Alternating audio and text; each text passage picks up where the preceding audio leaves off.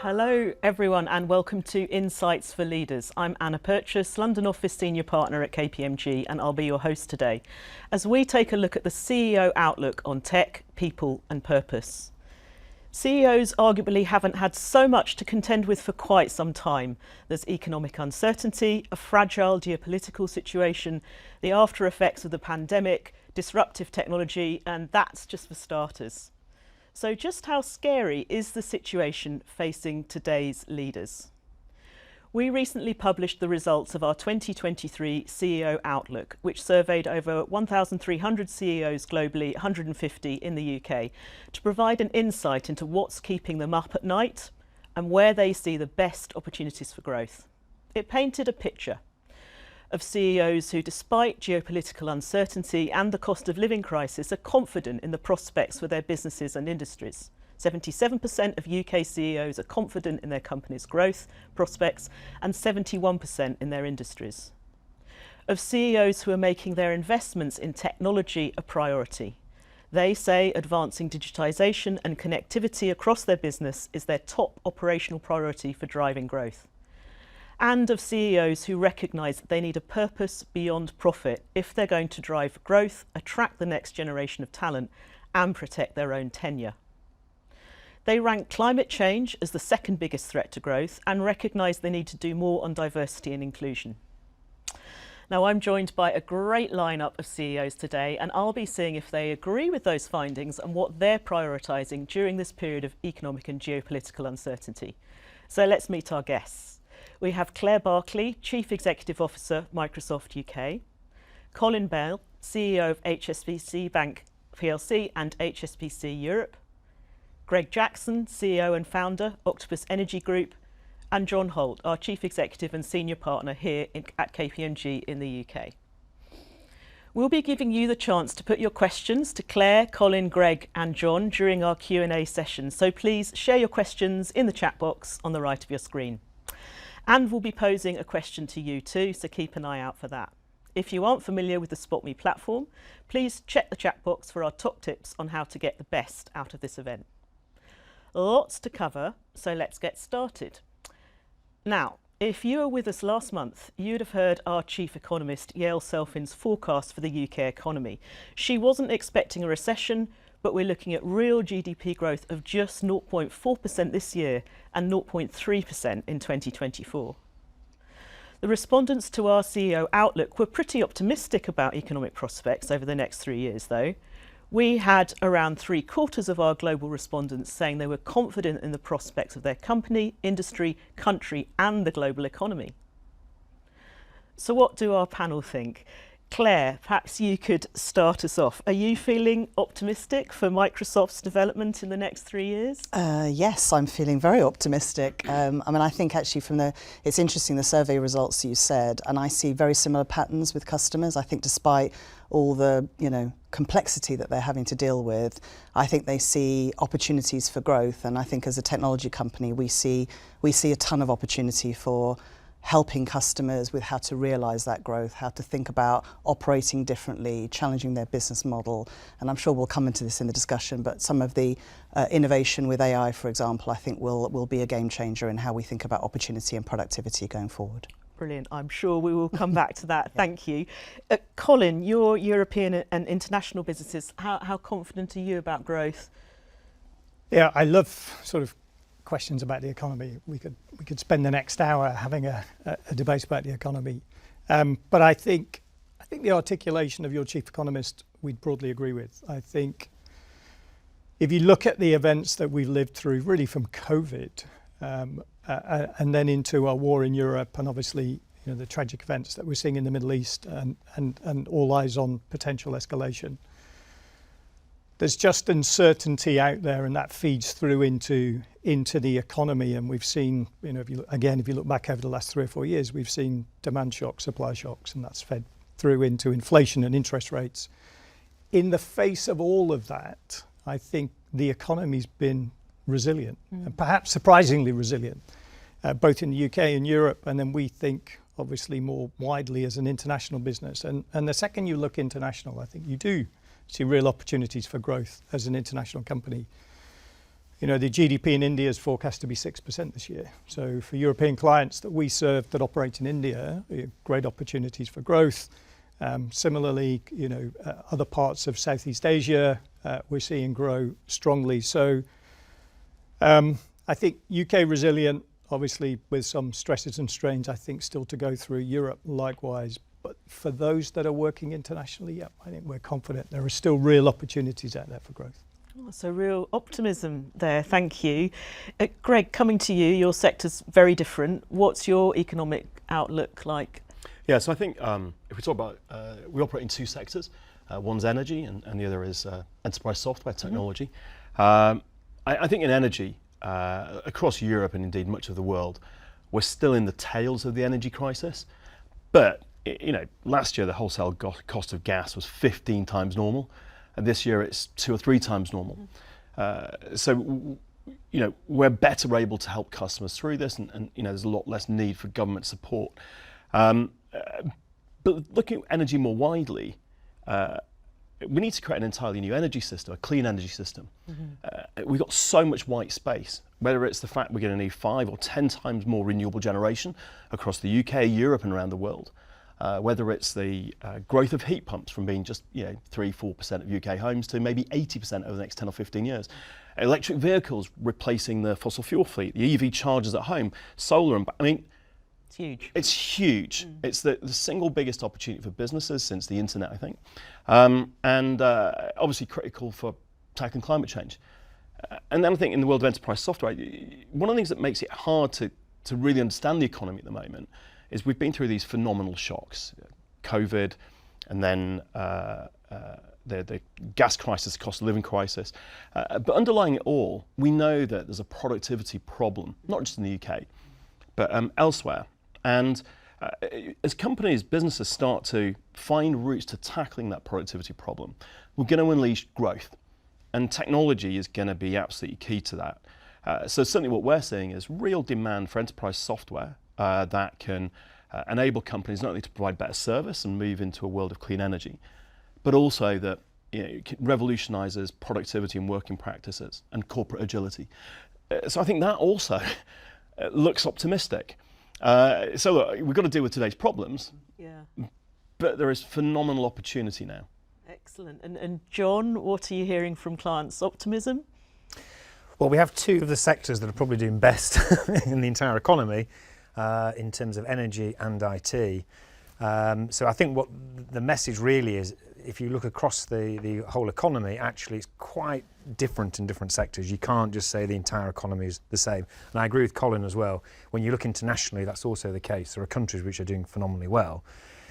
We would say actually across the entire economy, there is quite a lot of caution. And we see this in our business. If we looked at our consulting business, we probably have the strongest pipeline of work we've ever had. That's partly because, this isn't a good reason, people are putting back decisions and really doing the things that they have to do. So, and you see that in the deals market as well, where, are there willing buyers and sellers at the right price? The answer is probably not across the entire economy. So I'm actually quite optimistic about the medium term, but there is quite a lot of caution in certain sectors, particularly in the consumer-facing part of the economy. Thank you. So optimism across the board, really. Now, our UK survey respondents said the biggest risks to growth over the next 3 years: geopolitics, climate change, disruptive tech. love to hear from all of you. What's keeping you up at night? Claire, maybe if we come to you first. Yeah, I think I think there's something for me about the pace of change. You know, you've got great innovations that will, you know, change and disrupt industries. But the way people will be able to manage that change, you know, even as a technology leader, it's hard. Things are moving fast, and it's hard to keep up sometimes. So I think if you imagine, you know, CEOs today and leaders today, never mind all of their employees and what the shape of work is going to look like in the next, you know, 5 to 10 years, I think that sort of in the here and now and the long term keeps me up at night. I mean, given we're in the week also of the Government AI Safety Summit, I think trying to balance the risk of opportunity versus threat and risk for sort of broader society keeps me up at night a little bit. And I want to make sure that we don't over pivot too much on risk and do nothing. But equally, you want to make sure that you're not too gung-ho or not thinking about it in a very considered way. And that's obviously something that we take seriously. So yeah, those are probably the things top of mind for me. Okay, so pace of change and balancing risk versus opportunity. Exactly. Thank you. Colin, what's keeping you up at night? I tend to think of this question in 3 buckets. So particularly if you think about what the banking sector's been through with interest rates, etc., over the last 4 or 5 years, getting back to sustainable performance, really important for us in terms of customers, shareholders, etc. And I think we did our Q3 yesterday, so you know, great to see the strength of those results. But then the other 2 buckets, I think, will probably chime with other people here. Obviously, the transition. So the transition to net zero is something, as an institution, we've got 2 roles to play. We have to decarbonise our own operations, but we also have to help our clients finance their transition as we decarbonise our balance sheet, you know, out to that 2020, 50 target.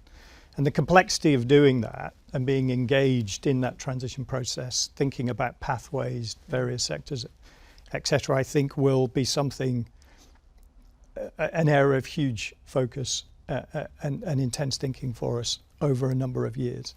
And then the third bucket is obviously technology. I mean, we're all seeing and reading about the potential of Gen AI, but it's not just Gen AI, it's quantum computing. There are some real transformational technologies around the corner. You know, and over the last 10, 15 years, financial institutions have become hugely dependent on technology in terms of delivering service. Yep. So great opportunity, but also I think some real risks out there that we'll need to manage. Yeah, thank you. Greg, same factors for you, keeping you up at night? Look, I think a sectoral topic for us is the energy crisis, where you know, households have been slammed with energy bills that are more than double the normal through no fault of their own. And although the government help last winter was incredibly important, bills in the UK would have been on average £6,500 per household without it. You know, this winter, because there's less government support, in fact, none for most households, looking after customers is brutally difficult, but absolutely prime for us. And I think that really reflects some of what John said about the consumer sector, where the cost of living crisis is you know, obviously been a tremendous problem. But I think then in terms of the other topics, regulation is probably the single biggest issue for us. And that's not, you know, wanting sort of some Wild West. It's that I think we have regulation for the monopoly parts of energy, the grids, distribution networks, and rules around it, like, you know, planning permission, whether it be permission to build new generation or battery storage, or indeed, you know, planning permission required to put in a heat pump. We have a lot of outdated regulation that is making the energy transition slower and dramatically more expensive than it needs to be. And it's also limiting the opportunities for private sector innovation and investment to bring energy costs down for consumers, to make energy more secure, and of course to clean it up. And so I think businesses always want regulatory reform, but I think in this sector that's really got to, over the next 10 or 15 years, completely reinvent a 100-year-old sector for the sake of the climate. That is absolutely top of my priority list. Okay, so regulation and the impact the current situation is having on your customers and how you look after them. Yeah, and I think that regulatory question, by the way, isn't just a UK one. It's across Europe, it's the US, it's every market. Yeah. The challenge of building, like, clean electricity is the cheapest power we've ever had. It's getting cheaper every year. But at the moment, it can take us 15 years to get the permissions and connections to build a project. Yeah. Neither consumers nor climate should have to wait. Thank you. Thank you. John, what's keeping you awake at night? So I, as well as being in the UK, I sit on the global board of KPMG. So KPMG is in about 160 countries. So you see the impact of the world across all of those different countries. And the thing that keeps me awake at night is the fragmentation globally. It's not a good thing. No. I was at a conference recently, and somebody reminded me that 1 billion people have been taken out of poverty through through better trade over the last 20, 30 years. That's an incredible statistic. Going backwards on sort of world connectivity is not a good thing, and I think we should be wary of that. And we should all, in business, we should try and be those connectors. We're not politicians, but business has a role to play in making sure that the world stays connected and we don't go backwards in terms of that connectivity. Thank you. Thank you. A huge issue there. Right, I'm going to give our panel a break because it's time for a poll question about talent, a topic which we'll be coming to later on. It's a simple yes or no for you this time on perhaps what is a controversial question. So our first poll, do you think people who make the effort to go into the office deserve favourable assignments, raises or promotions? Yes or no? We'll take a look at your answers later. So we're going to move on to a topic that's been getting a lot of airtime recently, not least in our recent Insights for Leaders events, emerging tech, and in particular, generative AI. Our CEO survey suggests that Gen AI isn't a passing fad. 71% of UK CEOs said that despite ongoing economic uncertainty, Gen AI is a top investment priority, and that sentiment was mirrored across our global respondents. So John, let me start with you. Is Gen AI a priority for KPMG, and what are we doing with it? So it absolutely is a priority. I'm baffled by what the 29% of CEOs are doing who don't see it as a priority, because every single conversation I have with clients, probably alongside ESG, it is the number one topic. And it is fundamentally changing our business. If I try and give a simple example, if you think of an audit, when I first started, you'd have a row of 1 million characteristics on a trial balance, and you'd simply pick 20 or 100. You can imagine how unscientific that is. You then moved into sort of statistical sampling, which was a bit more scientific, and then you moved on to the stage where you could actually look at the 100% of all the data. But again, you didn't have the tools to be able to interrogate it. Now you have phenomenal tools to be able to interrogate that data. So you can imagine how much better an audit is than it used to be 10 years ago, 20 years ago. And you can apply that across our business. So we have 50, 60 user cases at any point in time of AI. So look, we're embracing it. You've got to make sure the governance is right, but you also want innovation, and we want to get that mix between innovation. We want people to experiment and do different things, but we've also got to make sure it's done within a controlled environment. So super excited about what AI is going to do to our profession and to business more generally. I remember those days of 20 sample sizes very well. Claire, so AI is racing ahead. How do you think this can be rolled out equitably and responsibly? Yeah, I think it's a very important topic, and one business leaders, tech leaders, and government will no doubt spend a lot of time debating this week. And I think actually the fact that it's a global forum coming together to discuss that, I think is a positive thing. I think in terms of the way the pace of innovation that's coming, as I said before, you've got to get this balance right. I think between allowing innovation to drive productivity and some of the potential usage gains that it will give, whilst doing that in a really responsible way. And I think there's, in a way, maybe be careful what I wish for, but there is a role for regulation in that, in terms of how you think about that. And we try and think about regulation for the use case versus technology itself, so that you're actually thinking about what it's going to be used for.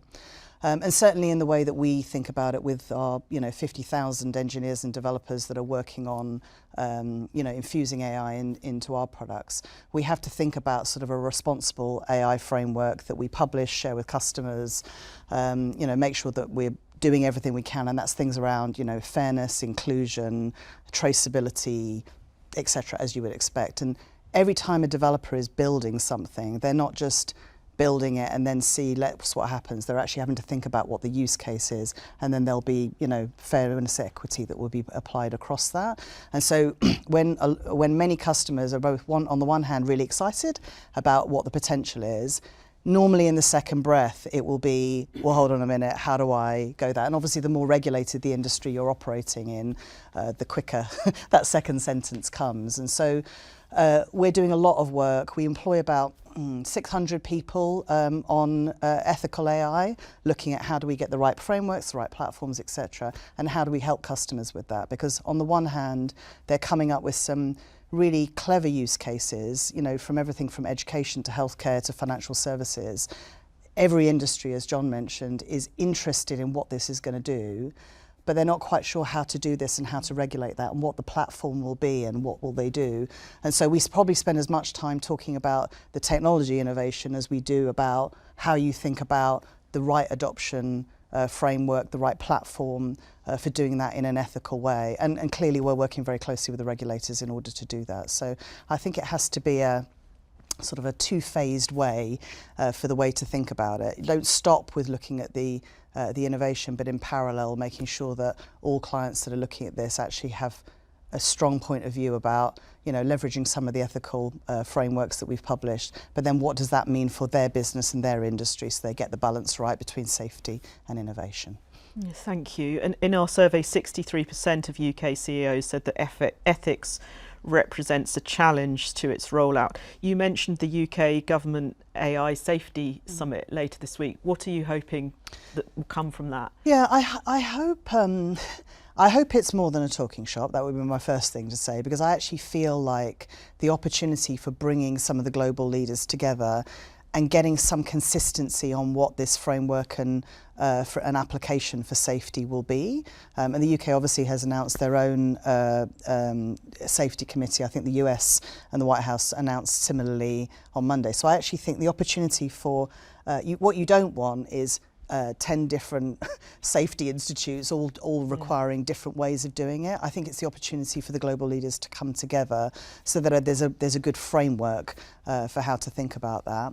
And then I'm hopeful for how, if they apply that in the right place, that actually we can really then start to think about some of the innovative use cases that can solve some really big problems. I'm sure even the examples from the other people on the panel, like just thinking about how that will solve different things in their business, whether that be tax for KPMG or, the provision of energy in a more efficient way. And there are some amazing use cases for healthcare and education that we're already starting to see that will revolutionise some of the problems, waiting lists in the NHS or, trying to do personalised care for cancer treatment, etc. So I'm sort of, on the one hand, so hopeful for what that can mean for sort of society and humanity at large without getting too deep and meaningful on it.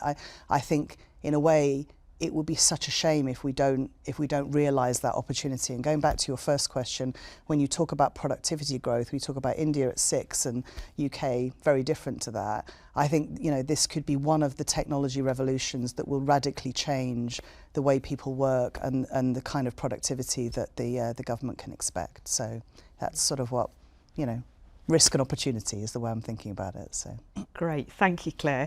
And Greg, you've got a use case for us. I believe at Octopus you've already implemented Gen AI successfully to improve your customers' experience. Can you tell us a little bit about that and what you've learnt? Yeah, very happy to. And I think the backdrop was we already had really good technology for running our business. So when we saw sort of generative AI of ChatGPT sort of hitting the public conscious about, November-ish, 2022. We immediately sort of looked at what we could do with it, and I think we were in the height of the energy crisis then. Our average call length with customers, as we give them more support, was double normal. and we were getting twice as many interactions as usual. So in order to maintain customer service, of course we hired more people, but there's always training lags. So we really accelerated our use of Gen AI, and I think by January or February, we were doing trials of answering customer queries, and by May, 45% of all of our customer email responses were being written by AI. It's about 50% now. And there's a few kind of key features. I think the first thing is that we get 30 or 40,000 customer emails a day, so this is relatively high volume stuff, and about the same number of phone calls. And the first thing we do is when customer calls or emails, AI will give a summary of that customer's history with us to date, so that our agent it doesn't have to read through the history. It just kind of tells them the state, and straight away that can help flush out some things, like maybe there've been problems with meter readings or missed payments or something. But then in the case of email, our agent will look at the inbound email from the customer. Again, they can hit a button to summarize what that email is saying, and given the context of our history with that customer, the agent then decides whether they want AI to write the response. And again, they'll hit the button and AI will write the response. If AI writes the response, the agent then can look at the email and decide whether they're going to send it, edit it, or do something themselves. And so really what we've done is use it as a tool to enable our team to give higher quality answers with far less effort. Now, there's a couple of other bits as well. I think the AI now is, in some circumstances, will recommend actions we'll take. Mm-hmm.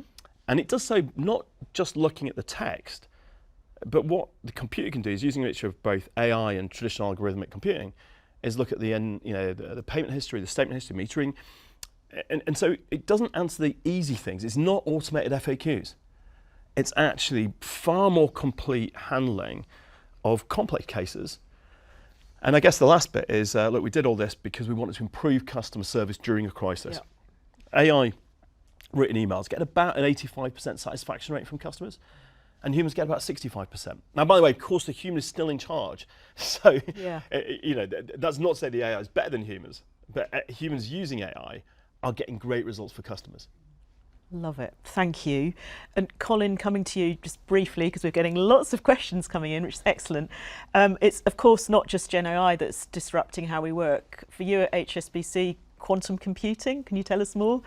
Yeah, quantum computing, it's a passion of mine, but secondly, I think it's the next wave of transformational technology. So, if our Gen AI experience is very similar to that's been described, how do we use it to improve productivity, but also quality of customer outcome? How do we support our staff in the processes, even some of the more complex but repeatable processes? I think where quantum takes us from a next step is quantum computing is really, people often assume that it's just more processing power. It's not. It solves problems differently. It gives you the ability to solve complex problems, or what we call exponential problems with multiple variables, in a much more precise way. So you don't build a model and approximate what the outcome would be. And if you start to think about our industry and the number of complex problems that we deal with, so think about portfolio optimization, some of the risk management tools, they are by necessity therefore models with classical computers. Quantum gives us the ability to model that precisely and therefore get better answers, so better outcomes for customers in terms of pricing or portfolio optimization. And we're hiring expertise. We've got a number of partnerships with academic institutions. We're filing patents. We're partnering with tech companies who are really at the forefront of this. And we've run 5 proofs of concept through the course of this year. And we're learning huge amounts, because it's not just plugging, looking to utilize quantum hardware that's supplied by others, but just learning how to use the maths, because it's a different type of maths to solve that kind of problem, is teaching us a huge amount about where we might be able to go across some of those more complex use cases. Amazing. Thank you. Thank you very much. We're going to go back to our poll. So let's take a look at the results of our first poll question. We asked, do you think people who make the effort to go into the office deserve favourable assignments, raises or promotions? Yes or no? So 35% of you are saying yes, 65% saying no. Now that's interesting because when we asked UK CEOs that question, 83% said they're likely to reward employees who make an effort to come into the office with assignments, raises or promotions. And 63% of UK CEOs said corporate employees whose roles were traditionally office-based will be back in the office within 3 years. 27% would be hybrid and 7% fully remote. We got a very different response when we opened that question up beyond the C-suite on a LinkedIn poll. 79% of people saying hybrid, 14% fully remote, and only 7% thinking they'd be in the office. So, panel, what do you think of those findings, and where do you stand on the office hybrid remote debate? Colin, you're smiling. Can I come to you first? I get the first go. I've always taken the position on hybrid that it's about team effectiveness, and you know, in March 2020, you know, we in a 2 to 3 week period, we effectively sent everybody home, and they worked from home, and we trusted them to do that, and we gave them the capabilities to do that. And our colleagues across the world did an absolutely fantastic job, not just in terms of running the firm, but in serving customers through that period. And therefore, I think we need to be very thoughtful as we move back to our new model. And for me, it's introduced a new leadership challenge for the leaders in our organisation that lead teams of 10, 20, 30 people. Because I don't think there's a homogeneous answer. I think it depends what function you do, where you're located, the output that you're required to deliver. And some teams, you know, if you're a trader, for example, in our markets business here in London, we need you in the office. You need to be on the screen. You need to be supervised. You work collectively. But if you're in one of the middle office functions, providing a reporting capability, you may not need to be in the office. Or if you are coming into the office, it should be purposeful. So you should be there to solve a problem where you need the team together. And that creativity is really helpful. And I think team leaders at that level, you know, have been working to develop what works for their team. And I think it's that flexibility and that development of maturity of leadership, I think, that's really beginning to pay dividends. So I think it's the reason this is still a conversation is because it is complex. Yeah. It's complex in terms of what you're delivering, where you are. And I see it's that you get a different sense in different offices. You know, I was in Paris last week, and most of the office is in Paris, and they've got different legislation there, but most people are in the office. In London, I think it's much more fluid in our headquarters for the reasons that I've described. So I've always taken the view, if you're on either end of the spectrum, you're probably in the wrong place. It's somewhere in the middle, and it depends on output, purpose, etc. Thank you. Claire, we've seen some tech companies definitely be at one end of the spectrum here. What's your view? Yeah, no, we have. So I think hybrid work is here to stay for sure. I think, Colin articulated it well. Like, it isn't one range or another. You're finding a blend of somewhere. The survey results you've given that says leaders so high and then employees so low, like, that tells you everything you need to know about what's going on. And I think, you know, the experience through COVID, clearly there is, you know, technology solutions that have helped with that. We, you know, as a company, we saw a massive rise of the use of Teams. It's up to 280 million users globally now. So it's, you know, massive adoption. So that's a way of like servicing that. But at the end of the day, if you think about where creativity, teamwork and collaboration play, it's not going to be just working from home. It's got to be a place that, you know, that people come together. And I felt like during COVID, there was a beautiful efficiency about how work got done. It was like meeting after meeting after meeting after meeting, but it lacked depth, perhaps. You know, like when you meet the clients or the partners or the employees for the first time and you have only ever seen them on the screen, there's there's sort of some intimacy that gets created and some greater connections that get created. And I think for the way that business gets done, for the way that employees will learn and grow, for the way the managers will coach and teach, and even the little, bump into someone in the office moments that probably we all remember, growing up earlier in our career, I think those are going to be vital for how we grow the next generation of talent. And so, I think the leaders have to be flexible in saying, quite a lot of employees, as your survey showed, appreciated the flexibility that some working from home and hybrid gave them. And so I think we've got to think through how to do that. And the final thing I would say, as far as Microsoft goes, we've encouraged some in the office, but certainly not all, and we've gone with a very hybrid policy. But I think it's actually the experiences that you create in the offices for people that will be the things that draw them. If anyone goes to their office and there's no one there that they know and they're sitting on Teams calls all day, that's not a very positive or motivating experience. But if they go and they spend amazing time with clients, they have great colleague connections, they have fun, it's a memorable experience that they'll be looking forward to going back to. And if it's not, then they won't. So they'll vote with their feet, is my opinion. So yeah, voting with feet. I agree. Now, Greg, your workforce is very diverse. What's this meaning for you? Like everyone else, I'm very conscious to be thoughtful about this rather than give us a really black and white answer. But I think prior to the pandemic, Octopus ran on cloud-based technology anyway. So we had some teams that were permanently remote, often things like returning parents who worked for employees that weren't flexible previously, or software developers in particular. And so when the pandemic hit, we really did just say to everyone, take your laptop home, remember your power supply, and we'll see you when it's over. And we're able to, and the business ran as usual, and we were able to put all our effort into how do we support our teams and customers through it rather than the nuts and bolts. But I think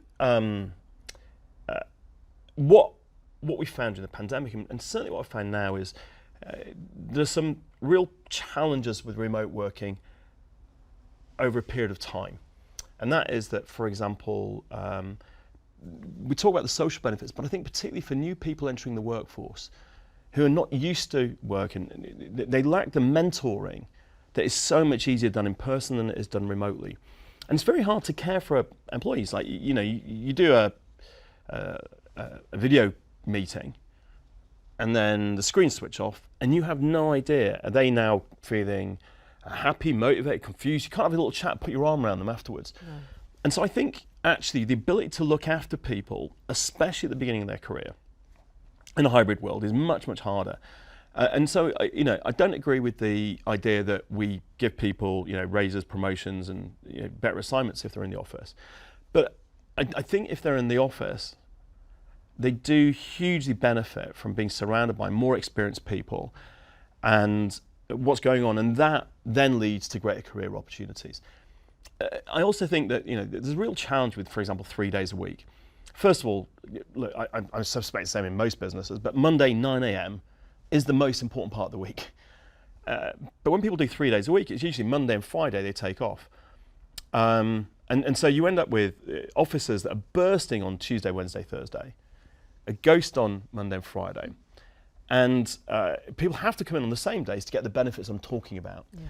And so I think we are increasingly seeing both a desire from team members to be in the office more, because they get more of the connectivity, more mentoring and sharing. And I think they get in the habit of it. And it's very much like going to the gym, right? We all know it's good for us, but sometimes we need a personal trainer just keep us in the habit. Yeah. Yoga teacher for yoga. Exactly. And I think in the same way, as employers, I think what we have to do is take responsibility that we know it is better for our team, for most people in most teams, to be in the office most of the time. And so I'm beginning to think rather less about hybrid working and more about 5 days in the office, but with flex. So you still have some of the benefits we've discovered, like being able to take the dog to the vet or drop your kids off at school. So we have flexibility, but the basis is probably more office attendance. Love it. I'm going to move us on. There's some real food for thought there, but we are generating lots of questions from our audience. So thank you, panel, and audience, please keep them coming in via the chat panel on the right. We're going to go to our last topic, ESG.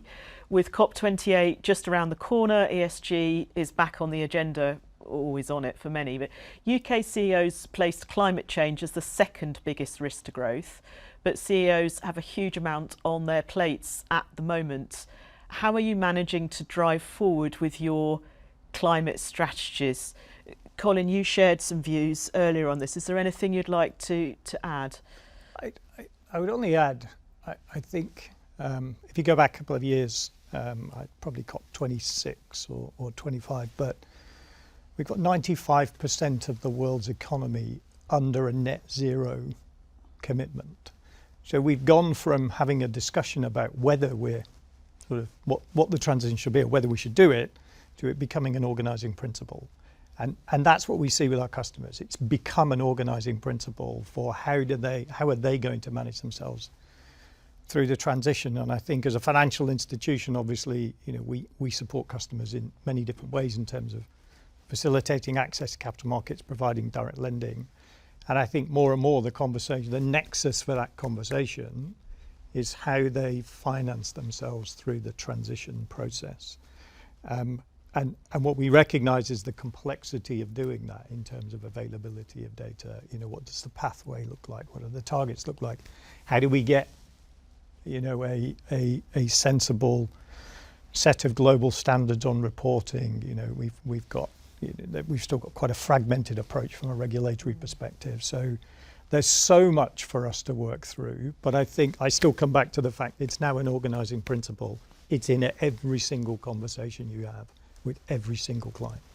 John, you're hearing the same? Yeah, and actually I got asked the other day whether we'd reached peak ESG the other day, which I absolutely don't think is the right way of thinking about it. I completely agree with Colin. I think we're moving to a different phase, which is a more mature phase of ESG. And certainly we see it in our business. We're doing a huge amount of work around assurance, around strategy, around reporting, around financing. It is an enormous growth topic. And in truth, if you go and speak to a client and you speak to a CEO and you have an open conversation about what's affecting their business, the only two things that will always come up are ESG and AI, which is good because we've talked about them today, sorry. But it is critically important to every business, and every business has a responsibility to make sure they're on the right path. And like many businesses, we're aiming for net zero in 2030, net waste by 2030, and we have a proper plan to get there. And I think that's also very important, that people have proper plans, which actually means that when they get to that promise, they'll deliver on that promise. Absolutely. And Greg, your whole business is built around this. Are there any lessons you can pass on to the leaders in our audience today? Look, I'm very conscious of sounding sanctimonious on topics like this. First of all, we were fortunate that we could found our business at a time when it was viable, potentially financially attractive, to build a business whose focus in our case is clean energy. But the reality, for example, is Octopus is the second biggest seller of gas in the UK. Gas is, I think, the single biggest, maybe second biggest cause of carbon emissions in the UK. We're responsible for some pretty serious percentage of climate crime. And I think being honest about that is really important as well. The interesting thing, though, was that it was about 3 years ago. I was sat on a deck chair outside a tent in the Peak District. I'd read an article about our company, and we were becoming prominent. And it described us as being a clean energy, renewable. And I knew we had this kind of dirty secret, not that secret, that we sold an incredible amount of gas. And I really thought about turning off the gas and just stopping selling gas. But of course, our customers still need to heat their homes, and so we might feel better, but we wouldn't actually be making meaningful change. And so that's when we began a program of looking at, the question was, how do you heat homes without burning gas?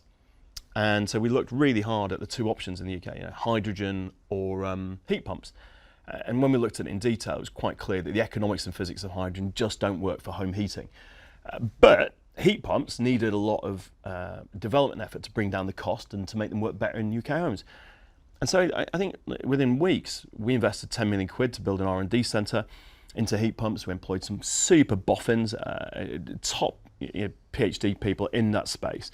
And we bought a factory, a manufacturer of heat pumps in Northern Ireland, invested in new technology, and we launched our first our first heat pump complete with smart controls a couple of months ago. And I think the underlying thing for me was it's not about ticking boxes, and it's not about getting away with the perception that, for example, you're being responsible when you know you've got your dirty secrets. It's saying within those, what are the opportunities to simultaneously build valuable business and solve the societal, or in this case, environmental problem. Thank you. And of course, ESG isn't just about climate change. And like in 2022, we saw CEOs accepting that they need to do more on diversity and inclusion. What are you doing to really move the dial here? Claire, perhaps if I can come to you first on this. Yeah, I mean, if I think of diversity and inclusion overall, we have a mission as a company about empowering every person and organisation on the planet. And when I'm thinking about the mission, it's like, every person on the planet. So you try and think, well, what role will technology play, and how will you rise the opportunity for all?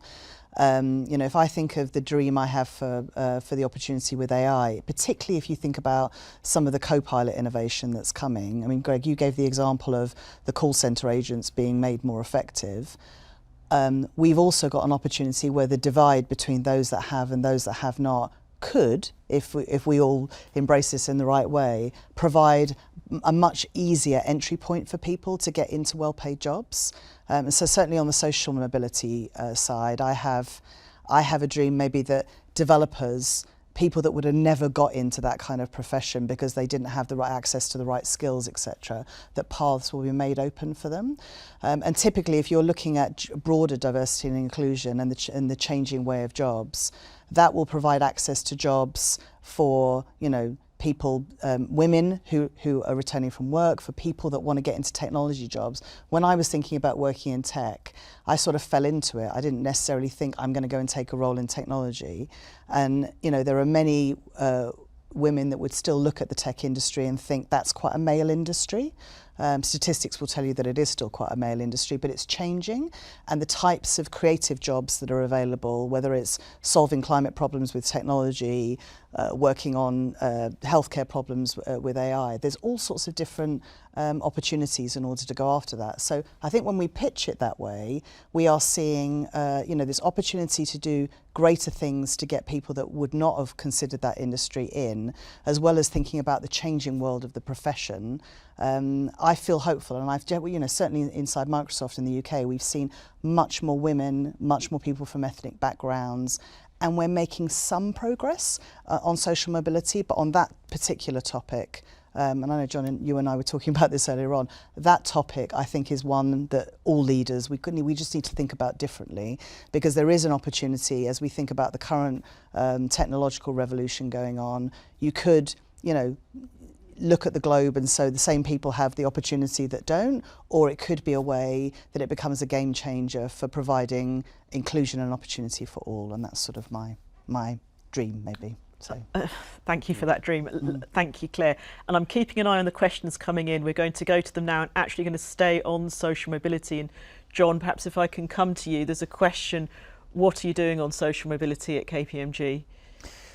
So the most impactful thing we've done as a firm, I would say, in the last 5 years is we published a progression survey, which if you haven't seen it, it's a good thing to look at, which basically said how fast you get promoted through KPMG. And then it looked at certain characteristics. Now, we did this 5 years ago, but we didn't have all the data to be able to publish it. 5 years later, then we had the survey done again, so we had 5 years worth of information, so it now became robust enough to be able to publish. That told us something very, very simple, which basically is gender, ethnic background, sexual orientation, disability. None of these characteristics negatively impacted in KPMG your ability to get promoted from one level to the next level, which was fantastic news when we read that. There was one characteristic, however, which lagged behind by a margin, and that was socioeconomic background. And I do think it is the next thing that people need to look at. And we've obviously, on the back of that, obviously we're taking a whole load of actions to say, why is it that is the one characteristic where you do not get promoted as fast as you do for all the other characteristics in the business? And And I think that is common actually with a number of law firms. Some financial services businesses have also looked at similar kind of surveys, and I think that's something that business needs to look at. Thank you. Next question. We haven't talked about cyber, and it's 2 questions actually have come in on this. Managing cyber risk is integral to success in a digital economy and society. How is your board responding to increasing stakeholder interest in cyber? Colin, can we come to you first on this? Yeah, I think it increased a long time ago. I think in terms of cyber, a long time being 4 or 5 years. And I can specifically remember conversations back in 2017, 2018, where there was a real focus on cyber, how we built the capabilities internally, not just deploying cyber defence, but building all the operational processes, the 24-hour coverage, the ability to heighten monitoring, etc., in the face of perceived or known threats. And that process has matured, I think, really significantly. Now, it is a substantial cost to the organisation. And we're actually moving beyond thinking about cyber as a standalone topic. We're thinking about organisational resilience in the round, because it's not just cyber. You think about systems going down, and it's all about delivery to customers. You know, what's the impact on delivery to customers of events? So starting to take a more integrated view of disruption. Some of that cyber, some of that can be IT change and deployment and other even physical incidents. So I think the cyber side we've matured and invested in heavily over the last 5 or 6 years. It's really about integrating cyber now into the overall resilience capabilities of the firm. Maybe I can just add to that. I mean, I think John talked about ESG and AI. Technology-wise, the 2 topics are AI and security. So that they would be the topics of every board and technical leader that would go on. And, you know, if you think about, geopolitically what's going on, that's just, over the last 12 to 18 months, that's just increased the risk on the cyber side, off the charts. And because Microsoft has so many endpoint connections, if you think of every PC, we probably collect, in excess of 60 trillion signals a day, looking at all of the different, cyber threats, etc. And so, we're spending a lot of time guiding customers to think about how do you create a resilient environment. And so I think it's a great question to be asked, and one that should be on the mind of every CEO and board. Thank Can you. I come on that as well, just briefly? You can, and I've got a specific question for you, Greg. Let me share the question and then you can combine.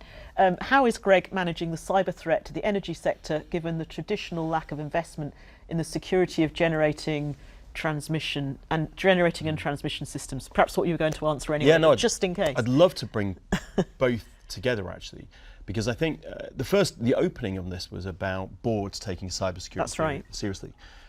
Look, I really worry about this because I think we expect every board member to understand a balance sheet, a P&L, a rights issue. We expect them to be financially literate, to have a good sense of organisations and corporate law.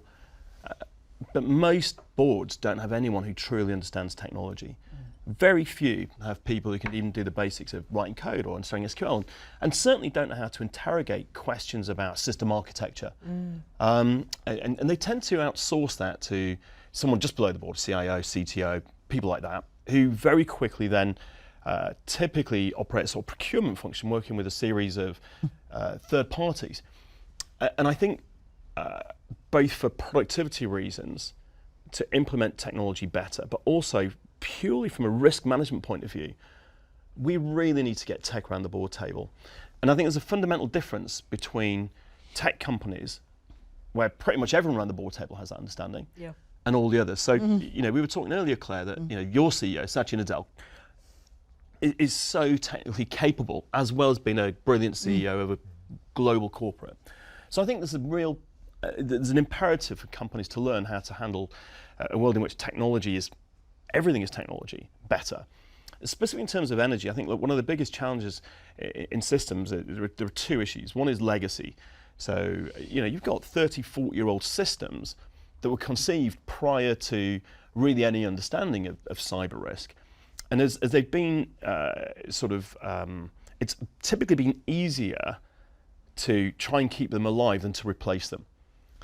The second one is we've had this mentality that centralization enables you to better manage threat. But I think the reality, the most resilient system in the world, the internet, is decentralized.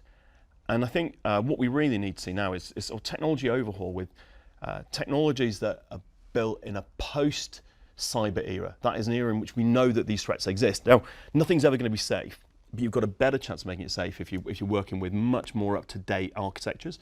And the second is really understanding that bad guys will get into places. So resilience comes through decentralization and diversity and heterogeneity rather than necessarily just trying to build an ever bigger fortress. Thank you. Thank you very much. And we've not talked about levelling up, regional inequality in the UK. John, maybe if I can come to you, what do you think? As the northerner. Yeah. I am from Middlesbrough. What do you think UK CEOs should be doing about regional inequality? Look, there's huge talent outside of the southeast of England and London. All businesses should be investing right across the country. We do need to spend more on our infrastructure outside of the southeast and London. I get the fact that if you have £10 to spend in London, you look at the return, it's probably going to be greater than £10 in Middlesbrough or Wakefield, where I'm from. However, if you keep doing that, then it becomes a self-perpetuating thing. So at some point you have to change and say you've got to spend on infrastructure and opportunity for people all over the country. You know, spend some time. I say to people, go and spend some time in the north of England. It is a fantastic place. It's not grim. It's not grim at all. We do need, our country is very imbalanced, and we need to change that. Yeah, Colin, your views? Yeah, I completely agree. I grew up in Lancashire, so I'm a sort of near Chorley, near Preston boy. So a lot of experience up the north, and I love it, and I spend as much time up in Northumberland as I can. We made a very deliberate decision to put our ring fence bank in Birmingham, and a big part of that was motivation in terms of talent, quality of life, and just real commitment to invest in other parts of the country outside of London. We've got big IT centres in Sheffield, and again, you can see it all when you go and visit. You can see that ecosystem, great universities producing great talent that want to stay in the area, being offered, careers with longevity with global institutions. So it's all there. I think it is part of, to John's point, people need to commit. So regional inequality should be on the CEO's agenda. Yeah. Thank you. Okay, I have one last question for you all. We've talked in previous sessions a lot about next-gen employees, but I wanted to get your views on the next-gen CEO. How do you see your role changing? Claire, let's start with you. Yeah, I mean, I don't know, changing or right now, how it feels. So I think this sort of balance between thinking long term and then dealing with the vagaries of everything that's going on in the world right now. I find that, the CEOs of now and the future are able to juggle those considerably. I think that the great point that Greg just made around skills and capability. I think the sort of the technical literacy, or at least savviness and awareness, even if they're not technical themselves, of understanding kind of what that capability is going to mean for their organisation for the long term, in addition to the expectations of the skills that they already have around financial literacy, etc. I think that's going to be a really, really important change as they go through. And maybe for me, you think about how the world of work is going to change. I hope through some of the AI and co-pilot innovation, a lot of the overload that is put on leaders around review of documentation or reviewing board papers or creating email responses, etc. I have a hope that all the load for all of our CEOs here will get lightened a little bit as some of the automation takes over, and that will be a little bit of a time giver back. So. Okay, lots of smiles on the sofa. Colin, anything you'd like to add? Your role changing? Look, I think the core skills of a CEO, setting vision, strategy, being really clear on resources, building fantastic teams that are capable of delivering all of that. I think all of that will is something that will survive into the future. I completely agree the point about skills. I think technology literacy will be key. Greg made the point about the board. It's something we've been very focused on, bringing that talent into the board. I also think understanding climate science and just the whole sustainability agenda and transition. So it's a skills question, making sure we've got the skills alongside the balance sheet, the P&L, customer focus, etc. Thank you. Anything to add? Look, I mean, I really believe in capitalism. I think competition drives economic growth that helps people around the world escape poverty and improves quality of lives. I think CEOs have a long-term responsibility to ensure that we maintain our part of the social contract so that we can keep this system operating in a way that is good for our shareholders, good for stakeholders, good for society. And just be sensitive to this risk that, CEOs, there's a risk of CEOs sort of becoming part of a, what's the word, not despised, but sort of people become suspicious of us. And the reality is we have this incredible opportunity to marshal resources and vision to deliver stuff that people really want. And I think let's both embrace that, take responsibility for it, and then be able to talk about it. Thanks, Greg. Last to you, John. I agree with everything that's been said. Constantly educate yourself, be modern, surround yourself with 25-year-olds, 50-year-olds, 75-year-olds. They all have a different point of view, and by the way, they all have something to add. So, you never stop learning, and you learn that as a CEO. You never stop learning. Well, that's it for today. I'd like to say a massive thank you to our guests, Clare, Colin, Greg and John. Please visit the resources tab for all our latest insights, content, events, including, of course, our CEO Outlook. Thank you.